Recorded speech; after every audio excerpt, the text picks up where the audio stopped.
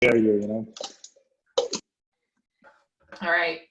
Welcome to our threat management planning breakdown. I put air quotes around that because we have been talking about reducing the number of meetings and combining the Monday demo meeting with this Tuesday planning breakdown meeting and have it be a group-wide meeting where we cover both topics as well as any general questions or announcements. So that change should happen starting next week. Scheduling is a little bit hard. I want to make sure that we get as many people, find a time that's available for as many people as possible. But for today, we're focused on planning breakdown for 2 issues. Just a reminder, this is not a substitute for grooming. The goal of this meeting is much more high level. We're going to look at these issues and ask the following questions. Are the requirements clear enough? Do we understand the boundaries of work? And is the research and solution validation complete? Oh, and can we break it down any smaller? I've looked at these issues and I don't know if that's the case here, but it should always be in the back of our minds. I'm going to go ahead and share my screen unless if you want to, Matt. Go for it. All right. Somehow I knew you'd say that. Okay, so before I get started, any questions about the meeting or the goal? Okay. So this was one that Ross created. So I guess this brings up a question for planning breakdown. I don't know if we need to actually be planning breakdown meetings that were originated by engineering. I think typically the biggest benefit is when they come from, large features, like standalone vulnerabilities, but the earlier we talk about stuff, the better. So Ross is chewing. I feel like this is a good time to ask him to talk because I see that happening. Ross, you want to briefly describe or verbalize the intent of this issue? Okay, we can all read it. Is there any questions around this? Dismissing vulnerabilities as we dismiss the findings? It seems fairly straightforward. I mean, that Ross pointed to the discussion in the Slack channel. I don't know if anybody had gotten a chance to kind of look through that as well. I haven't seen kind of helping Ross stall for time so he can swallow his food. But I mean, yeah, I mean, from everything I saw in the Slack channel and on this issue, it is pretty much just a straightforward issue. Like Ross, I think in Slack, like a little bit of a overlook. He left. Wow. He lost his window. I don't know what that means. I'm assuming that means he lost his Zoom window, so he can't unmute. And not like the window in his office actually just fell out and he has to go take care of it. So, all yeah, right. I think, like you said, it's just kind of one of those things that just needs to be done. I don't think it's too complex of an issue. I guess it's obvious, but the permissions are the same. We can dismiss a finding, can dismiss a vulnerability, for sure. I don't see why not, but I'm trying to find some edge cases here. And this one kind of goes, as long as we're doing a one-to-one finding versus a vulnerability, correct?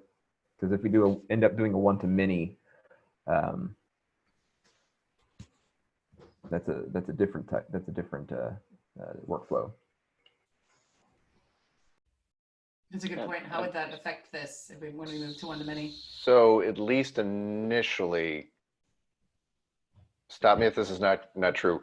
The concern here is this is during the cutover from the existing model to the first class vulnerability objects. And it looks like it was just mapped to an incorrect state. So this is going to be kind of like just a one-time cutover. No. No. There's 2 separate issues, and I am working on the migration of data.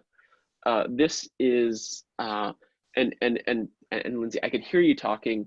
I just couldn't unmute myself because I lost my window.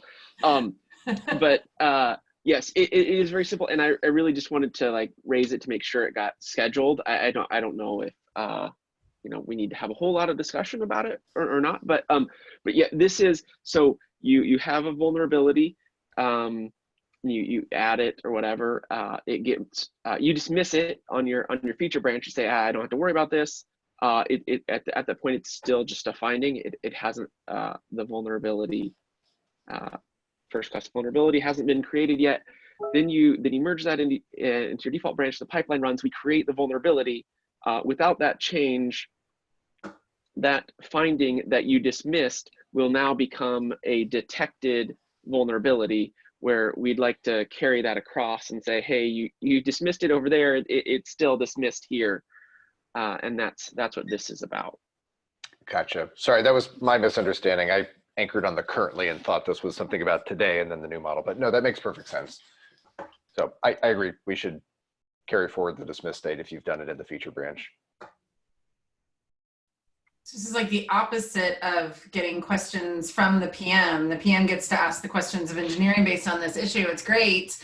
Is this required for launching MVC? Is this something that we need to look to try and scope into 12.9 or at least early 12.10? I would say it's not required. It's just going to be maybe a little confusing and kind of a nuisance if there are things that you're having to, double dismiss. I wouldn't call this a deal breaker. I will say that, like, when we're doing the migration, which is a related issue but not this issue, we're gonna have to we're solving for the same problem, where we're saying, okay, let's find all the findings that were dismissed, and move that state over to these vulnerabilities.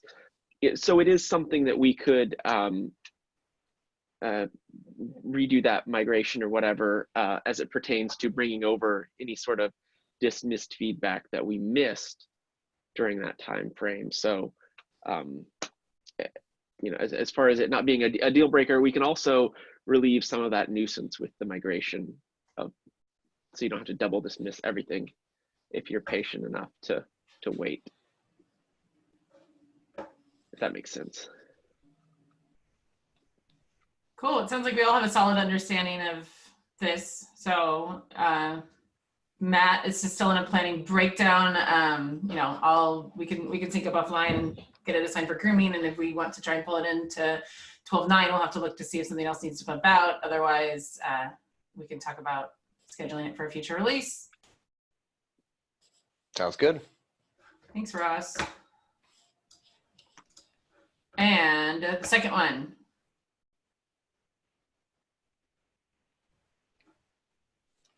Cool. So I hope everyone had a chance to kind of look through this. This one is to put more visibility around the same kind of thing. So the dismissals, there we go.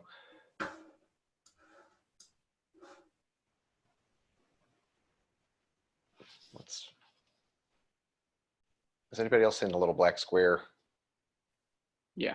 Oh, you're not seeing this picture? No, we're seeing the picture. I think, Lindsay, something was in front of it. There was like a little square one. Anyway. Weird. Might have been a Zoom window. There's nothing in front of it on my screen. You can all look at it asynchronously on your browser. No, it's good now. I mean, I'm seeing it. There's like a rectangle. There was like an artifact or something is what it looked like. Weird. All right.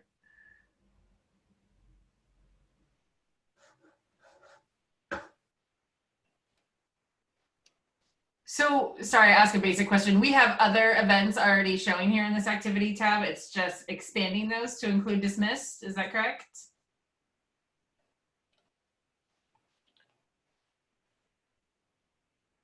It is, well, now I'm going to have to double check on this. So I think the security tab itself is new on that view. Ah. But the items would still have to show up in the all tab, I believe. Ah, good point. Hi, Daniel.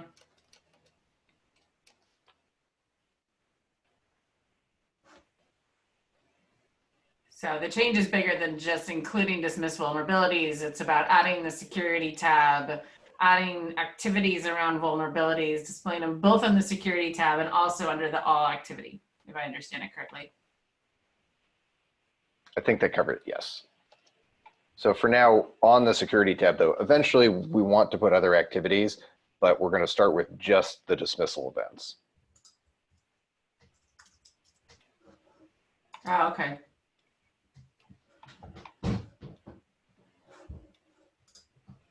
anyone have questions around the scope or intent of this particular issue?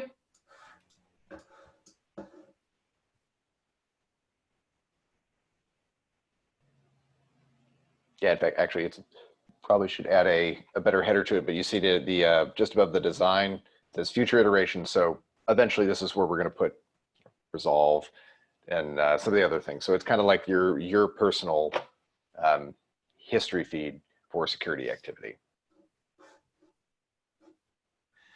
There's already been a weight added to this, and I'm confused. Has someone already on this group groomed this already? Yeah, it might have been there for a while. Aviel Oh, okay. added that weight. Or while it was still over insecure. That makes sense. All right. Okay, so back to our 3 questions. If we understand the intent of the request, the work boundaries, I'm just going to keep asking questions as they come up. This is something that lives on a activity window that's shared with other stages, correct? Would we be contributing the code to change the front end to include these ourselves, or would we be working with, I don't know exactly what stage this activity window falls into.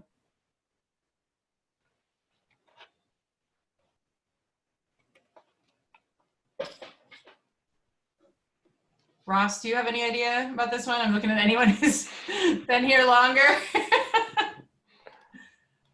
So this is sort of a foreign territory to me, you know, as far as working outside of our own boundaries, but it feels like given these designs that the boundary is outside of the security tab within the product.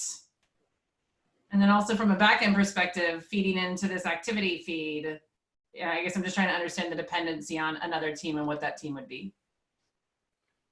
As far as the backend, and as far as what I could understand from what Aviel had already put into the issue, we're just, you know, feeding data into already existing models and all of that.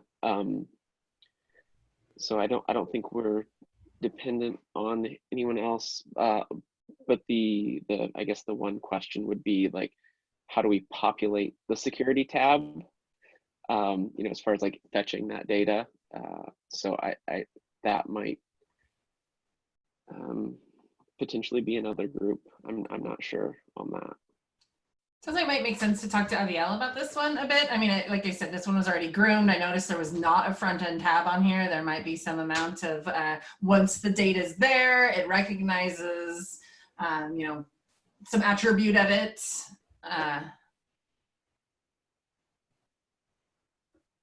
I can take the action item of following up with Aviel on this one to clarify that. Any other questions on this one? I'll go ahead and add a comment right now. Would the backend weight be different if we need a new endpoint to grab security specific events? So if a new API needs to be created, is your question? Yeah. Okay. I don't want everyone to watch me type these questions, so I'm going to go ahead and put a comment in here. You can all read it at your own leisure after this call, but it's not going to happen right now.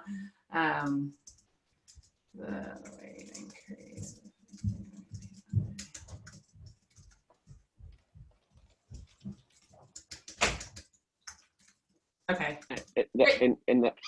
That was a good question that Daniel has, and I have no idea what this looks like, but it might just be a matter of calling the events API and passing in security to filter it that way, which wouldn't need a new API, but I don't know other than that being a guess.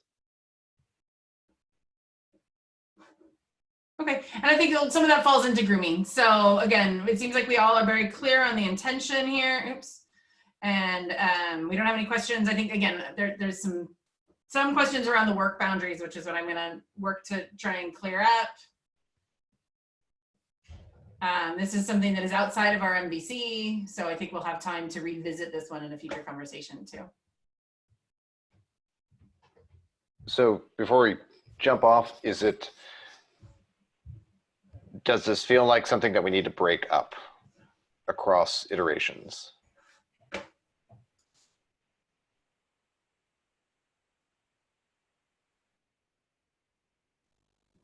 I want to say no. It doesn't seem like there are. Yeah, thinking about it, the only one that I could come up with is starting by introducing the dismissed vulnerabilities into the all activity tab and then making security as a separate list as a follow-on. Without looking at the code, that can either be something really easy to do or really hard to do. If the tabs on the top are basically just grabbing the list and then performing a client-side filter, that would be pretty easy to do. But if it needs like a completely different workflow where we're hitting a different API endpoint, and it can't use any of the already like the format that's already present, and we need to create a new one to display these items, then that would be that would take more time to do. So yeah, without looking at it, I can't really say.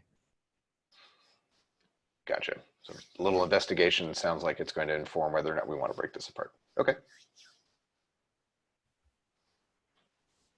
Given that it's a back-end weight of 2, it's already fairly small from Aviel's perspective, even if we add front-end work on there, even if it's a relatively large size. To your question of could it fall within one iteration, ignoring other things that are already scoped, I think we can safely say that this is one iteration worthy.